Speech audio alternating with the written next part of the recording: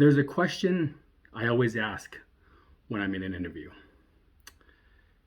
And the question is, if you could be king or queen for a day, and you could make one or two positive changes to this organization that could never, ever be undone, what would it be?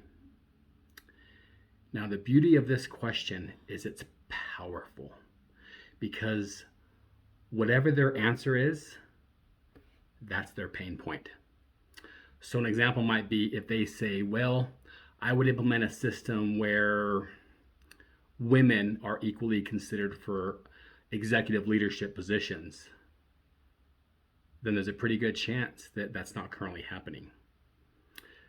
If they say something like, I think that we should implement a system where we are all paid based on merit and market value, then there's a pretty good chance that that also is not happening. The other thing is that this question, in a way, it gives power to the interviewer. I mean, they already are kind of in the power position, but it's your way of letting them think a little, because they usually have their script of questions.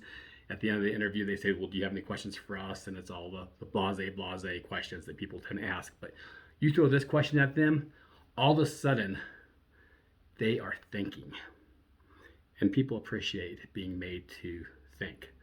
Now, I will caution you that if you are in an interview panel and let's say there's a senior manager and a few of her subordinates, and they're all interviewing you, and you ask the question of everybody, you may not get a fully truthful answer from the subordinates, because they're not likely going to say, well, I would implement a system where, employee evaluations are done in this way or that way and whatnot, because in a way it kind of throws their superior under the bus. But the power in this question is that it gives you insight into some things that you may not know until you are hired and working there 3, 4, 5, 6 months or even longer.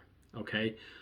Now, I will tell you this, in the time that I've been asking this question, I have been offered the job 100% of the time. I have not always accepted the job offer, because quite frankly, the beauty of this question is sometimes the answers did not align with my value system.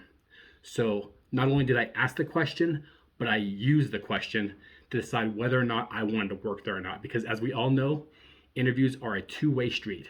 So keep this in mind, friends. Practice this question and put it to work for you, and use the information you gather. Best of luck to you.